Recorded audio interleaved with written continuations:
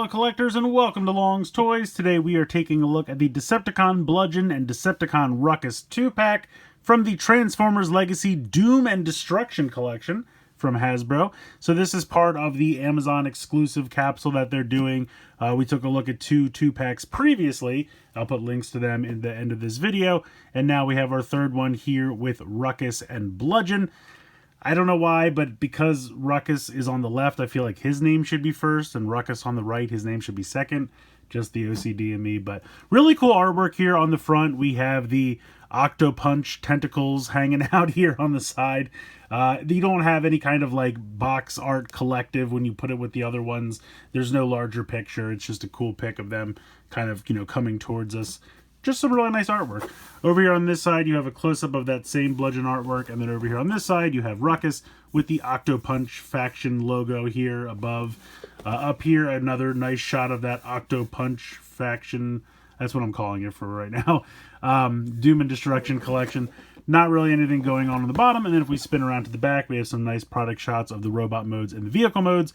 So Bludgeon, just a repaint of the Bludgeon they did before. I guess there's a new head. There's some new sculpting, probably not too much. I think the chest maybe is new. We'll do a comparison later on. But it's basically the Tarn mold. So this is our, I think, fourth use of the Tarn mold at this point. And then Ruckus, I believe, is made out of Beachcomber. So we'll be able to confirm that a little bit later on. But just looking at it, I'm pretty sure it is Beachcomber. So a new cool use for that mold. So pretty excited about that. So I'm going to go ahead and get these guys out of the box, and we'll take a closer look.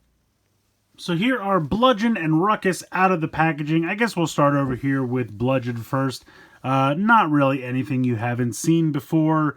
It is a nice repaint. Apparently this is based on his IDW appearance. That's why he doesn't have the lower jaw and just has the tubes that a lot of people online have said looks like he's eating noodles. I can't disagree.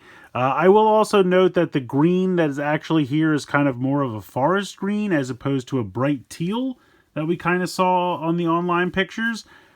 I don't know which I prefer. I mean, it's a very mustard yellow, and it kind of goes with the forest green, so I think it kind of works. I'm going to just move Ruckus out of the way here. So let's take a quick look. I do really like the head sculpt. I mean, those red eyes, the no lower jaw, the kind of darkish gray for the face with the really dark gunmetal gray crest and the green helmet. It works. I mean, it does look good.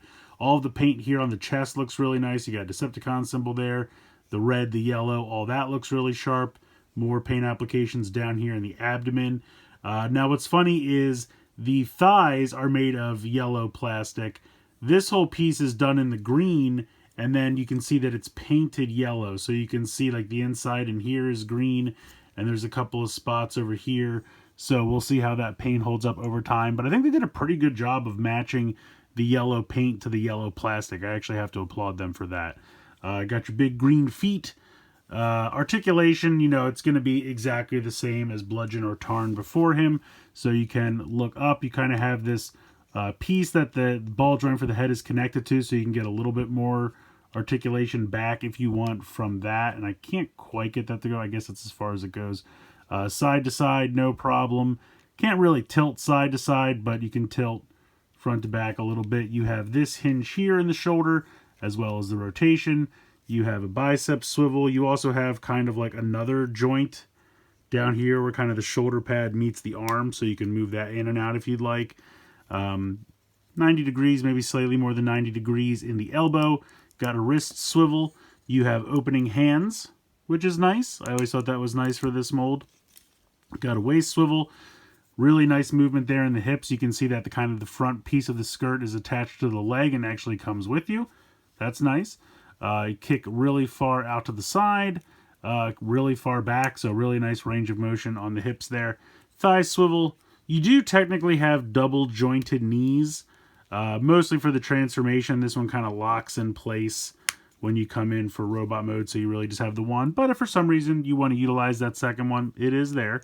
You have ankle tilt. You have front to back tilt as well. So, I mean, it's a good mold for articulation, and I think the robot mode is really clean.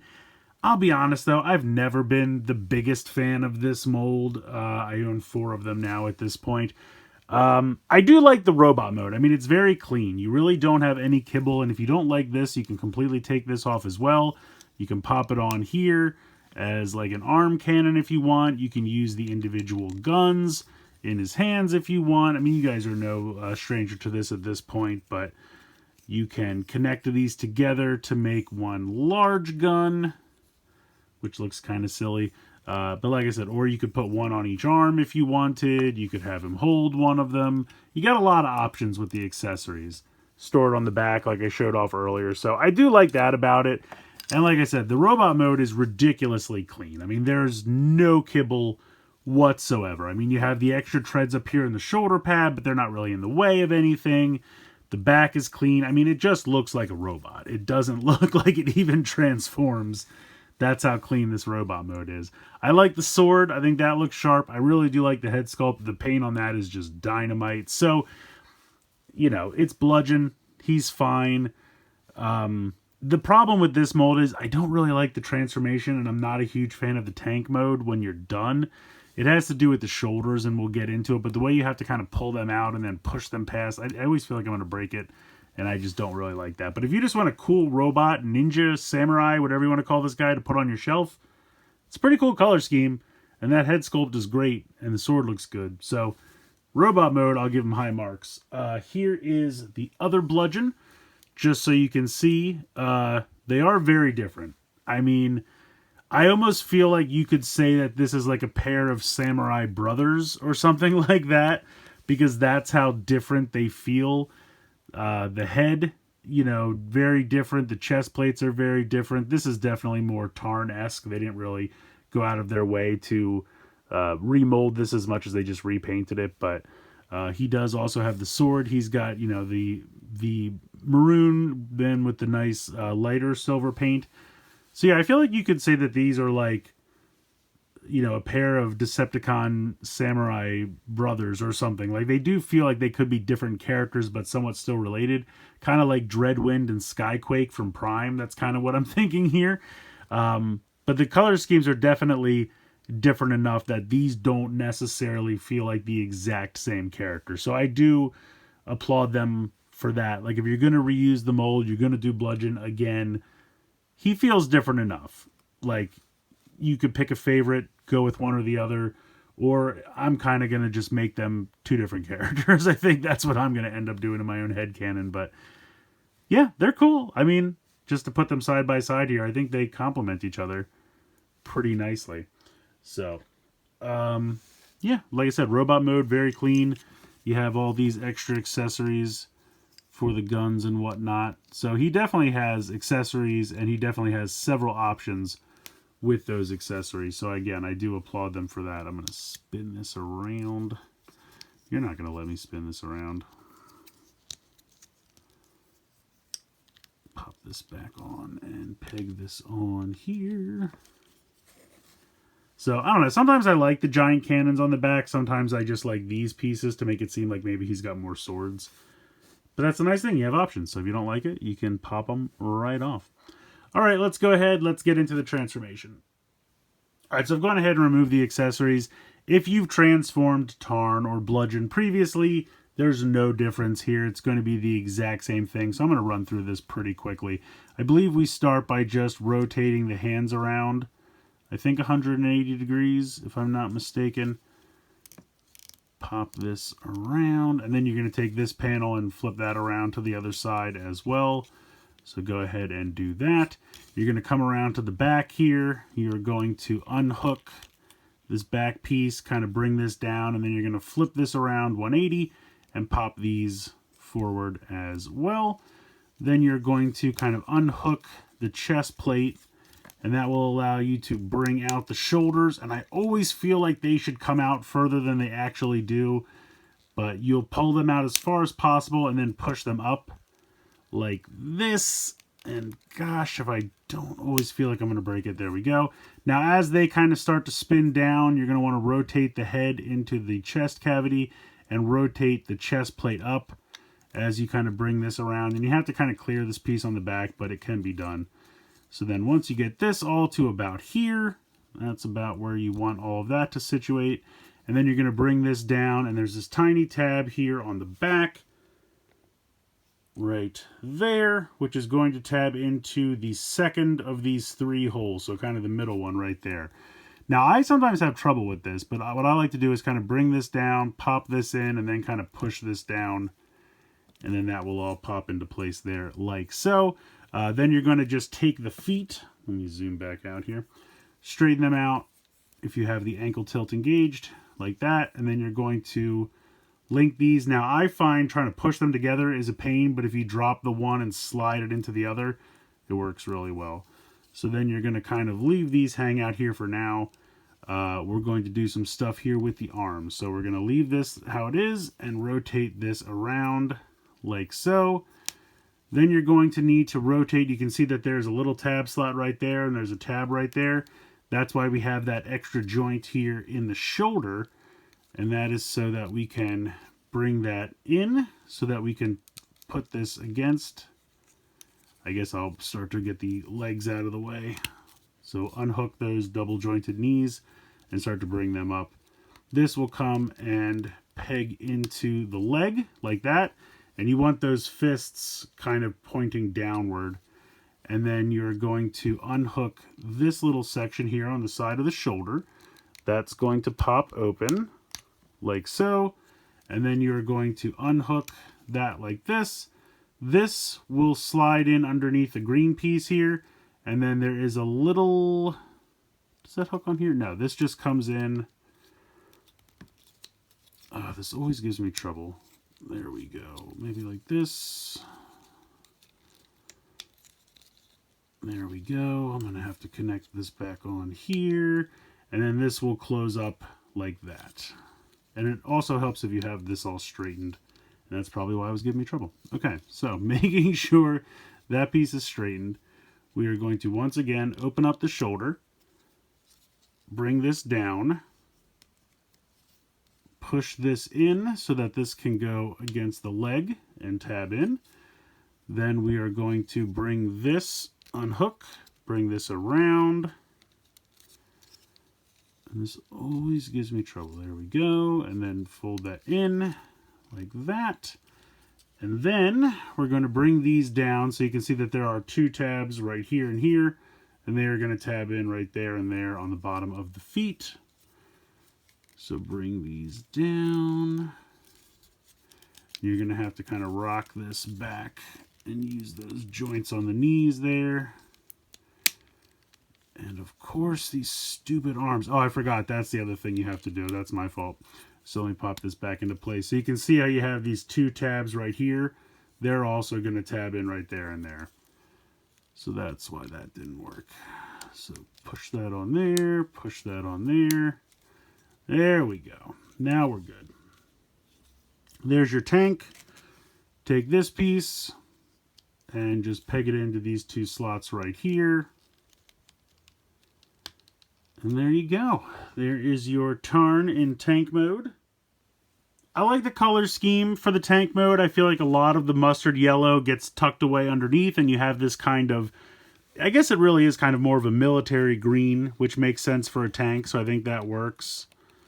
As much as I like the new chest plate, I don't really like it as a cow catcher for a tank. It just looks like a chest floating out there, so I don't think that's as successful. I love it in robot mode, but it definitely looks a little weird just hanging out here on front. But it doesn't actually have real wheels, so these are just molded in, so it doesn't roll or anything like that. But you have your tank. You can take the sword, you can peg it in up here if you want. You can peg it in here on the side, over here. I kind of like to just pop it here on the side of the leg, just for storage right there. So again, I'm not the biggest fan of this tank mode. I especially don't like it with this chest plate, but I do think the color scheme works for it. But to me, Bludgeon really just shines in robot mode. So this is okay, but I definitely prefer the robot mode over the vehicle mode. Alright, so now for the main event, we have Ruckus. I'm really happy to have this guy. We have all 3 Decepticon Trigger Cons now. We don't have any Autobot Triggercons, but you can tell the development team is definitely like on Team Decepticon because we always get all the Decepticons of a sub-team before the Autobots even get thought of. But anyway, Ruckus looks really cool. I absolutely love the head sculpt. They nailed that. The red paint for the eyes, the yellow face, the purple helmet, all that molded detail looks amazing. Decepticon symbol here on the chest looks good. Now, I know there's some controversy online. These pieces here on the forearms are apparently based off incorrect placement of waist stickers. So apparently the original G1 toy had the stickers on the waist, and then I guess there was a picture floating around of someone who incorrectly applied them to the forearms. And so that's, I guess, the reference picture they used because, I mean, let's be honest, Hasbro's kind of guilty for picking random pictures and using them as, you know, the basis for molds and things when they're not exactly correct. This has happened a couple times. So I don't know which is correct. I didn't have the original G1 toy as a kid. What I can tell you is they have molded in detail here that's been painted. It looks really nice. Same with down here on the shins. Some really nice molded in detail there that's really exquisitely painted. You can see all of that right there is molded in. That's really nice. You have some nice paint here for what will be the windshield in vehicle mode. Some really nice paint here on the side as well. And this is all molded detail, nicely painted. Same with all of this. So they really did go above and beyond and paint the heck out of this thing. So I can't fault them for that. Whether these were supposed to be on the waist or not, I don't know. I don't really care. He looks good. So head can swivel from side to side. Technically it's on a ball joint, I guess. You can get the tiniest little bit of front to back movement. But because of this giant backpack here, you're not really going to do more than just turn that side to side. You have a hinge here for the shoulder as well as a rotation, and the wheels can clear, so that's good. No issue. I mean, if you have it all the way out, you're not going to clear, but if you have them kind of normal, you can get the clearance you need. Bicep swivel there. I would say pretty much 90 degrees there in the elbow. Do we have a wrist swivel? Yeah, we should. Yeah, we have a wrist swivel. We have a waist swivel, although mine's a little wonky. Like, you can see it, and it just doesn't really want to move. There it goes. Okay, I was getting caught on a piece or something. I don't know. I think it's because you have the purple piece here, and you have the tan piece here, and I think it was getting caught on that where it was trying to go from one to the other. But you do have a waist swivel there. Kick decently forward, decently back, really nice out to the side. So pretty good movement there at the waist. Got a thigh swivel. 90 degrees there in the knee. Quite the large, like, foot shin area. You do actually have ankle tilt, though, even though it looks like it's built in and you won't have it. And then this piece here is kind of acting as a heel, so that's not too bad. And then he does have that same kind of front bumper grill piece that Beachcomber had. This one's done in kind of a more matte finish. Beachcomber's was very glossy, and I kind of like the matte finish one better. But yeah, overall, robot mode, I think, looks pretty good. Let's bring in Beachcomber here for a quick little comparison. He is so tiny. It is really funny to look at this and think that it is the same base mold. Because, like, if he was this size, like, this feels like a deluxe. This didn't really feel like a deluxe. But at the same time, he's supposed to be a mini-bot. So I don't think I would want him to be this big. But it's just funny when you look at this. Obviously, a lot is different here. So I think maybe they kept the top section of the arms. The forearms are all different. The legs, completely different. I think maybe the crotch area and maybe the thighs are the same. The chest is completely different. Obviously, the head's different. So it's crazy to me that these share molding, because when you look at these two, they don't look anything alike. You have to really scrutinize for the pieces that they reused. And, like, the transformation is similar, like the way the arms hook into the tabs on the abdomen and that kind of stuff. So, like, there are some similarities, but I mean, just they're completely different sizes. It's kind of amazing what they can do to change it up, because these two don't really look similar at all. And then, of course, no TriggerCon would be complete without his flip-out guns. So you can see that they are here, and they just flip around to the front. And you get some shoulder cannons there. works really well. Unfortunately, they do cast a lot of shadow on the face, but they work well, and if for some reason you didn't like this orientation, you can flip these around because they are detachable. So if you wanted him to hold one in his hand as a regular gun as well, you have that option. If I could actually peg this into his hand, I promise it works. There we go. So you have a lot of options again with the accessories, which is nice. And they just pop right back on here. And I love that. We got the trigger cons in full effect. I think this is probably the most successful of all three of them. You could tell that they got a little bit better as they went. And speaking of all three of them, here is Crankcase and here is Wind Shear. Let me zoom out just the tiniest little bit. So we got the whole team, which I like, and I think it's kind of funny. You can see how they evolved throughout. Like here, you have these tiny little guys hidden here almost as just like a fun reference point because you can't move them around. You can't do anything with them. I mean, technically, I guess they do move up and down, but, you know, it would be nice if there was, like, all they would have had to do is make this just like his, where this is just a connection point, and then just give me two separate barrels to just pop on the end and done and done. That would have solved everything. But instead you just get these kind of useless nubbins. But at least there's something. And then for Wind Shear, they just went all out, and they, because they're making it out of needle nose, we got Target Master partners, which looks cool. Doesn't really make sense in the context of the gimmick, but okay, not bad. And then we have the actual real correct trigger con here with Ruckus, where this actually flips around and does what it's supposed to do. So, you know, baby steps, we got there eventually, but it's still cool to see the team here. I mean, we're doing trigger cons at this point. You know, we've obviously exhausted most of G1, but that's fine because the later end of G1, in my opinion, does not get enough love. We're always doing Optimus, we're always doing Megatron, you know, all the Season 1 characters, they've been done to death. I love the fact that we're getting to these late stage characters, you know, Trigger Bots, Trigger Cons, Target Masters, Headmasters, all the goofy gimmicks at the end. Figure out a way to do Pretenders with Pretender shells that aren't, you know, this big. I'd love it. We'll see how it goes. Maybe one day. In any case, this is cool. I like having the full team here. I wanted to show you all three of these together. It's been a journey, but we're finally here. Transformation is ridiculously simple, yet still somehow somewhat frustrating. I'll show you what I mean. Basically, what you're going to do, very first important crucial step, spin that head around 180 degrees. Now, this doesn't actually have to happen. The directions actually tell you to do it last. I think it's a little bit easier to do now. You can kind of see how they cut this area out so that your fingers could get around to actually do it, because otherwise it would have been, one, impossible for it to fit back there, but two, it would have been harder. Again, it's going to be face down. Do you have to do it? No, but they tell you to do it. So basically you're going to take the legs, if you've had the ankle tilt engaged, make sure you straighten that out, and then you peg this all together. You're about 30% done. At this point, you're going to probably move these up a little bit just to get them out of the way. You're going to flip open these panels here on the back. You're going to flip out this tan section here, like that.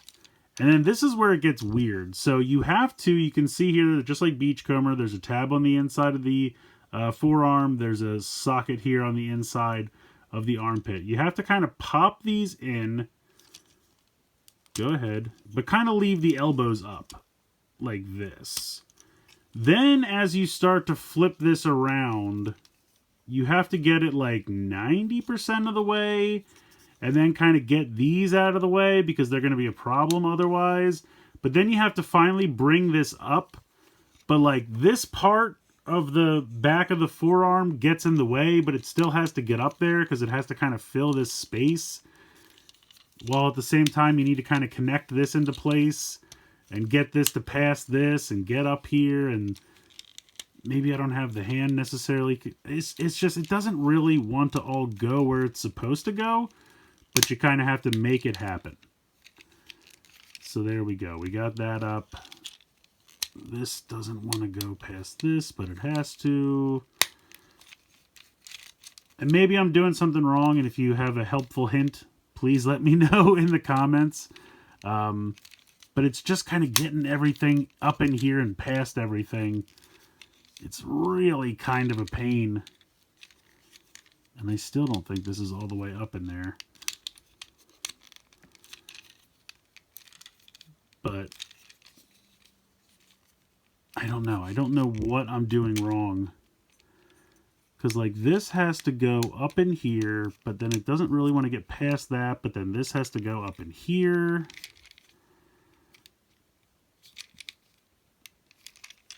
I got the first one in. Usually it's not this difficult. Anyway, this is basically it. I'll get it in a second, but that's the transformation. It's literally just flip the legs up, bring the arms up into this section, and turn the head around. It's like a G1 style transformation. You can bring the weapons up like this if you like.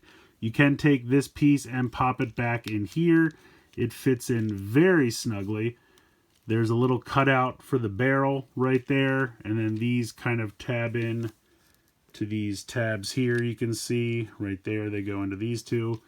So it looks good. And again, you have all this really nice molded, painted silver and teal, which with the purple, I love the color scheme. I think that looks great. And again, you have these molded pieces here. You have the windshield, and you have the side windows. And it rolls pretty decently. So it's a very basic little vehicle dune buggy type thing, but it's kind of cool. I think this is an interesting 2-pack. I really like Ruckus. I think they did a really nice job with him. All of the molded detail and the teal and silver paint looks really sharp with the purple and tan color scheme. The head sculpt looks amazing. Like I said, the transformation is basic, but can be a little frustrating to get those arms hooked in. But once you do it, they're nice and solid. So I think the vehicle mode came out great. The robot mode looks good, even if the transformation is a little basic. In terms of Bludgeon over here, again, we've seen this mold a bunch of times. Twice as Tarn, once before as Bludgeon. This is our 4th time with it. But it is a good color scheme. I really love the head sculpt. I think they nailed that. You know, just having this as a robot mode, I think looks really sharp. I'm still not a huge fan of the transformation or the vehicle mode up that we end up with. But, you know, your mileage is going to vary with that. If you like this, I think it's a nice addition. I like everything they gave us new. The head sculpt looks good. The chest plate looks good. The color scheme's nice. I didn't really read the IDW comics that this appearance is from, so if you did, you might have more of a connection to this version of Bludgeon than maybe I do.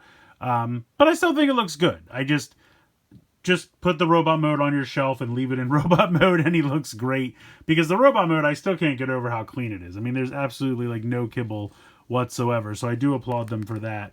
I'm just not a big fan of the transformation or the vehicle mode, but it's a nice looking robot Bludgeon, so there's that. Yeah, but anyway, this is an Amazon exclusive, so if you're looking for this one, definitely check there. I think it might also be available on Pulse, but I'm sure in lower numbers, so yeah, let me know what you guys think in the comments below, but I think it's worth checking out, at least for Ruckus. But, you know, the Bludgeon, if you already have one, I can understand. If you're like me, when it was first announced, I was like, oh, I really don't need a 4th version of this mold. I don't really need another Bludgeon. But he actually came out pretty good. So I think it's definitely worth it for the Ruckus, and I don't mind having this guy. But Ruckus is definitely my favorite of the two for sure. So again, let me know what you think in the comments below. Please like, share, and subscribe. Hope you guys enjoyed the video. And as always, thanks so much for watching.